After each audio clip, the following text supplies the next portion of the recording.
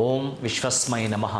ಪ್ರೀತಿಯ ಬಂಧುಗಳೇ, ದಶಮಿ ನಾವು ಮಾಡೋ ಕೆಲಸಗಳಲ್ಲಿ ಒಂದು ರೀತಿಯ ನಮಗೆ ದೆಸೆಗಳು ಅಂದರೆ ಶುಕ್ರ ದೆಸೆ ಅಂತಿದೆಯಲ್ಲ, ಆ ತರಹದ್ದು ನಮಗೆ ಪ್ರವೇಶವಾಗಬೇಕು ಅಂದರೆ ಈ ದಶಮಿ ಮಂಗಳವಾರದಂದು ಅಮ್ಮನವರ ದೇವಸ್ಥಾನದಲ್ಲಿ ಪೂಜೆಯನ್ನು ಮಾಡಿಸ್ಕೊಳ್ಳಿ, ಅಭ್ಯಂತರವಿಲ್ಲ. ಆದರೆ ಇವತ್ತು ಮಹಾವಿಷ್ಣು ದೇವಸ್ಥಾನಕ್ಕೆ ಹೋಗಲೇಬೇಕು. ನೀವು ಹೋಗಿ ನಿಮ್ಮ ಕೈಲಿ ಏನು ಸಾಧ್ಯವಾಗುತ್ತೋ ಹಣ್ಣು ಹಂಪಲು ನೀವು ಕೊಟ್ಟು ನೈವೇದ್ಯವನ್ನು ಮಾಡ್ತಕ್ಕಂಥ ಒಟ್ಟಾರೆ ಹಣ್ಣು ಕಾಯಿನ ತೆಗೆದುಕೊಂಡು ಹೋಗಿ ನೀವು ನಿವೇದನೆ ಮಾಡಿಸಿ ಒಂದು ಅಷ್ಟೋತ್ತರವನ್ನು ಮಾಡಿಸಿ, ಇವತ್ತು ನಮ್ಮ ಕೈಲಿ ಸಾಧ್ಯ ಆದರೆ ಶಠಾರಿ ದಾನವನ್ನು ಮಾಡು ಅಂತ ಹೇಳ್ತಾನೆ.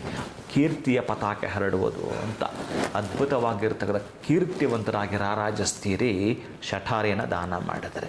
ನಮಗೆ ಆಗಲಿಲ್ಲ, ಕೊನೆ ಪಕ್ಷ ಶ್ರೀನಿವಾಸನ ದೇವಸ್ಥಾನದಲ್ಲಿ ಈ ದಿವಸ ತಲಕಾಡು ಕೀರ್ತಿನಾರಾಯಣನ ವರ್ಧಂತಿ ಇರುವ ಕಾರಣ ನೀವು ಒಂದಷ್ಟು ಅರ್ಚನೆ ಪೂಜೆಯನ್ನು ಮಾಡಿಸಿಕೊಳ್ಳುತ್ತಾ ಆ ದೇವಸ್ಥಾನದಲ್ಲಿ ತೀರ್ಥ ಪ್ರಸಾದ ಕೊಟ್ಟ ನಂತರ ಶಠಾರಿ ನಿಮ್ಮ ತಲೆಗಿಡುತ್ತಾರೆ.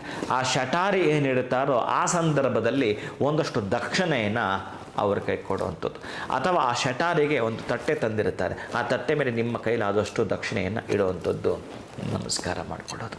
ಆ ನಂತರ ನೀವೆಲ್ಲಾದರೂ ಆ ದೇವಾಲಯದ ಪ್ರಾಂಗಣದಲ್ಲಿ ಕುಳಿತುಕೊಂಡು ವಿಷ್ಣುವಿನ ಅಷ್ಟೋತ್ತರ 2 ಬಾರಿ ಓದುವಂಥದ್ದು. 2 ಸಲ ನೀವು ಓದಿ ಮನೆಗೆ ಬನ್ನಿ. ನಿಮ್ಮ ಮನಸ್ಸಲ್ಲಿ ಏನು ಇಟ್ಕೊಂಡಿದ್ರಲ್ಲ ಅದು ಯಾರಿಗೂ ಏನೂ ಹೇಳದೆ ಮೌನವಾಗಿ ಕುಳಿತುಕೊಂಡು ಈ ಕೆಲಸಗಳನ್ನು ಮಾಡ್ತಾ ಮನೆಗೆ ಬನ್ನಿ. ತುಂಬ ಸರಾಗವಾಗಿ ಹೂವೆತ್ತಿದ ಹಾಗೆ ನಿಮ್ಮ ಕೆಲಸ ಕಾರ್ಯಗಳು ಜರುಗುವುದು, ದುರದೃಷ್ಟ ದೂರವಾಗುವುದು, ಅದೃಷ್ಟ ನಿಮ್ಮ ವಶವಾಗುವುದು.